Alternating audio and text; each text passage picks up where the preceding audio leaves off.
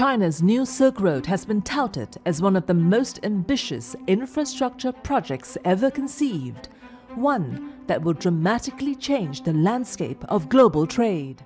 The Colombo Port City project is an important project of the One Belt, One Road initiative in Sri Lanka, which is one of the key countries along the maritime Silk Route. It is also an important project to implement the consensus of China and Sri Lanka, and is an important project for the benefit of Sri Lankan society and its people. We are going to be the center of change in the next few years, and Port City will be the catalyst in getting us there.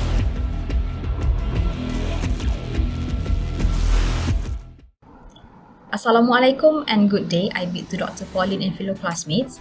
We are from Group 16, consists of me, Ainul Afika, Khairun Afiq, Aiman Yani, and also Wan Ahmad Murshid. Today, we are going to present about the Belt and Road Initiative from developmental perspective. So let's start with part 1 of this presentation, which is the background study. The economic relations between Sri Lanka and China have grown exponentially as China rose to become Sri Lanka's largest trading partners during the last decades. BRI played a significant factor in rationalizing the mutual dependent relationship as Beijing impacted heavily on connectivity and integrations in Sri Lanka by injecting massive capital amounts in the economic development of the country. Sri Lanka possesses strategic geographical points along the east-west Silk Road, thus summons China's military presence in Hambantota Port. The figurative mega projects and trade routes alternative presented in the BRI projects serves both opportunities and provocations to Sri Lanka. The key infrastructure, capitals, and also skills offered by the utilizations of the projects undoubtedly reinforce connectivity and trade facilitation for Sri Lanka. On the other hand, the geopolitical concerns and sovereignty issues, in conjunction with adverse environmental repercussions of infrastructure expansion, challenge Sri Lanka into further that contention. BRI in Southeast Asia, China's route to economic statecraft. Number 1. Centrality of ASEAN bolsters regional cooperations and multilateralism, tempted Beijing to create alliances in the voyage of China against the United States in the great power competitions. In the attempt to secure prosperous cooperation with Southeast Asia, China has been engaging in economic statecraft policy since the President Xi Jinping came into power. China laid out the Belt and Road Initiative back in 2013 to generate specific geopolitical repercussions in the region. The prevalence of Beijing-Washington contestation, China growing economic interdependence in BRI projects, act as the counter-strategy for free and open Indo-Pacific strategy that is often used to illustrate the rivalry mechanism between the superpowers. Number 2. China Grand Strategy aspired to frame China's Sino-centric posture as well as to forge extensive-scale economic development projects covering broad geographic areas. As the locals at home evaluate BRI as a development strategy, the international audience defined the extravagant blueprint as an international cooperation initiative. Number 3. Debt trap diplomacy of China's grand strategy is not merely economic, but the BRI also intended to wrap the recipient countries into a chain of command with China leading. According to the Brookings Institute, the Western investors failed to sustain the dire needs of the regions and worse, turned their back from aiding the constructions for local infrastructure. These backlashes benefited China to seize the chance to fill up the economic vacuum in Southeast Asia. China's economic interest in Sri Lanka. Sri Lanka is the midpoint for global shipping lanes, which is a significant recipient to enhance the Chinese economic and also military influence in the region of Indian Ocean. Sri Lanka's biggest bargaining chip for China's strategic expansions in the country relies heavily on the island's strategic sea lanes, which put it on the map as the busiest trade routes in the world. Number 2. Conducive coastline for the construction of grand deep-water ports suitable to manage the world's biggest harbour. The main island of Sri Lanka is titled the 25th largest island of the world by area, which triggers China's ambitions to shift the world trade routes. Number 3, Hambantota Port is one of the most notable cases of many other BRI projects in Sri Lanka, as it is currently subjected to a 99-year lease adhered to by a Chinese state-owned enterprise. Due to its strategic locations, the leased port is competent to supervise dry cargoes, roll-on roll-off vessels, transporting trucks and automobiles, all tankers, inclusive of monstrous 400 meters container ships. The port is expected to aid in lowering prices and revamp the global supply chains across the regions, hence boosting the growth of the trade volume. Okay, hello everyone. Now I will talk for the methodology that we have used in our essay.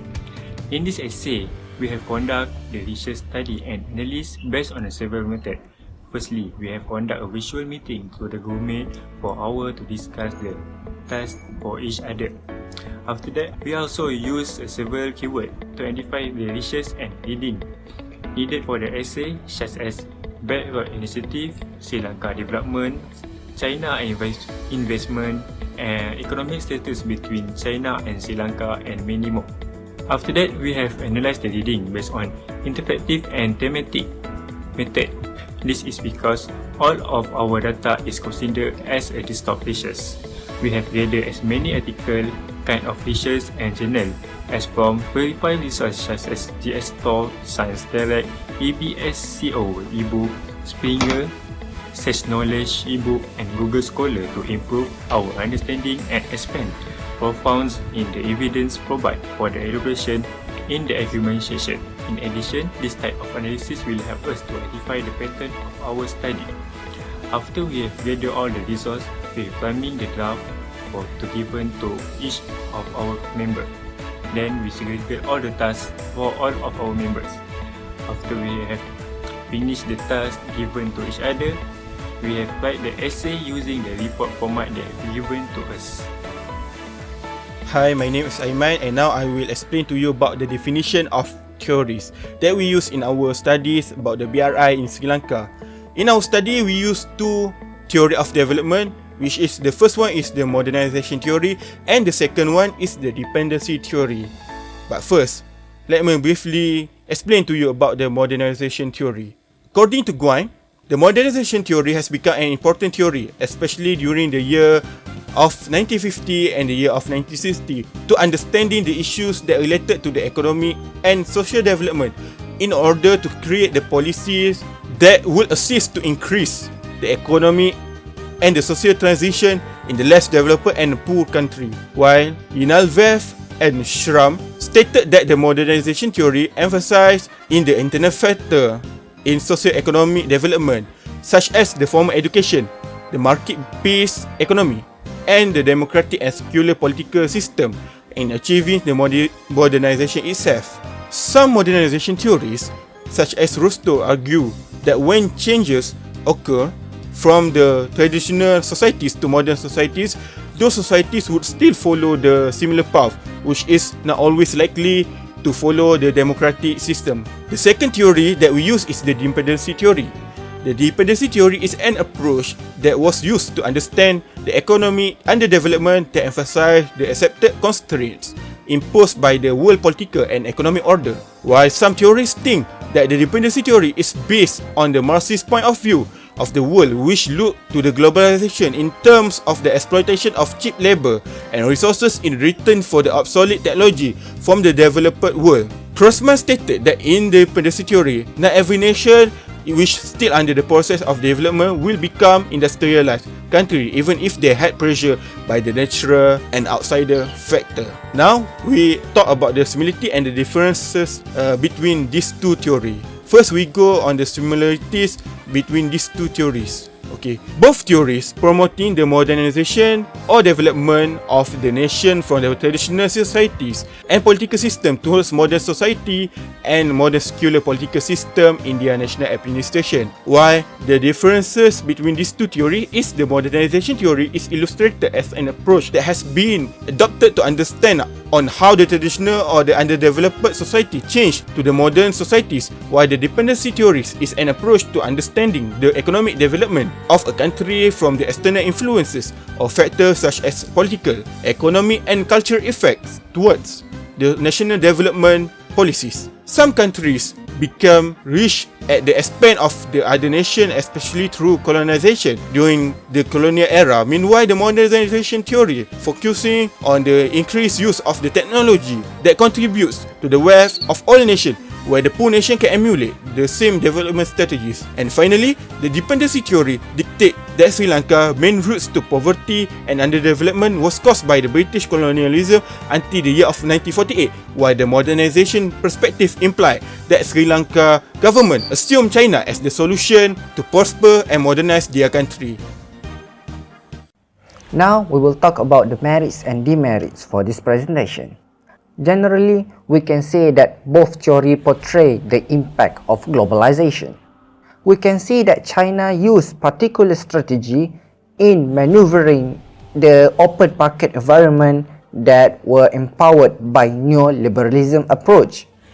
We can see that China used state-owned company to conduct open trade that resulted a remarkable development within China, and China intend to expand it via BRI, including Sri Lanka.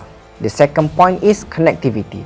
We can see that the integration of Chinese and Sri Lanka market has made a significant impact to development, especially economic growth. China has been the second largest trade partner with Sri Lanka, with imports that worth around 4.27 million US dollar. Moreover, China also contribute 35% of Sri Lanka foreign direct investment. From here, we can see that Sri Lanka experienced an acceleration of their development. That is point number 3. From this investment as well as BRI project, we can see that Sri Lanka experienced major overhaul of its main infrastructure, such as communication hub like airport, as well as utility like water supply and electricity. According to Ganesha Wignaraga, BRI project has fulfilled the required financial cost to upgrade Sri Lanka infrastructures that worth around 36 billion US dollar. In addition, we can see that the improvement of economic sector like tourism and education sector, the number of Chinese tourists have increased from almost 200,000 in 2015 to 300,000 in 2016. We also can see that the Chinese government encourage education via sponsorship. And the last point is BRI project empower Sri Lanka to achieve SDGs. According to Tilakaratna reports, it stated that several BRI projects have the capability to meet the requirement of several sustainable development goals. Among the goals are partnership for goals, zero hunger, decent work and economic growth, industry, innovation and infrastructure, as well as many more that were focused on 5 major elements, which are policy coordination, facility connectivity, unimpeded trade, financial integration, and people-to-people bond. Now we will talk about the demerits. Firstly, both theories fail to address the impact of development on environment. Second, both fail to acknowledge the interests of the people as well as their needs. We can see that several BRI projects have overlooked their impact towards environment, such as environmental degradation. We also see that this project undermine the people's interest as they jeopardize the livelihood of the local population. This had led to criticism and negative perception from the Sri Lankas regarding BRI projects. To add on, it allows malpractice to occur during conducting the development policy or project, as it will be a political tool to gain political support and create negative outcome. like corruption as well as violation of the environment. For example, the development of Hambantota port was being framed as political leverage, as it was being described that the port project was being used by the previous president of Sri Lanka to gain political support. Point number 4, it overlooked the macroeconomic costs for Sri Lanka. In addition, we can see that the implementation of unfair policies and agreement that some of the policy are considered to be a threat as it jeopardizes the autonomy as well as the sovereignty of the state. For instance, the agreement of a 99 years lease of Hambantota port to the Chinese investor were arranged for debt swap equity as Sri Lanka is unable to repay the debt. Lastly, we can see that there is an increase in Sri Lanka's debt burden. According to Mowgli, Sri Lanka has owed billions of dollars in debt to China since 2015, with a high debt to GDP ratio that climbed up to 79% in 2016. If Sri Lanka are unable to compensate the debt, they will be engulfed in what we call as the Chinese debt trap. As the conclusion, we can say based on the two theory that we have choose, which is modernization and dependency theory, we are very agree to the theory that have been approached. Why? That is because of the development of BRI project in Sri Lanka has had both positive and adverse impact on the people of the Sri Lanka. Why we say like that? Because which of the ability of this project, Sri Lanka has undergone significant change where it has grown rapidly in its infrastructure such as communication center and utilities, and at the same time the tourism and education center in Sri Lanka has also increased as the number of Chinese tourists continue to increase from time to time, and the exchange of students between China and Sri Lanka made the education center increase rapidly. Then why I say they also have a negative impact? This is because this negative impact we cannot see it directly, because the negative impact more effect on the more effect on the environment in the Sri Lanka, and also because the people in the Sri Lanka to less lasting in China. Based on the article we have read, the positive effect of this project also cannot be felt by the common people of Sri Lanka. So we can say that the modernization theory and dependency theory is very relevant to analyze the impact of BRI project in Sri Lanka. So that's all from us. Thank you.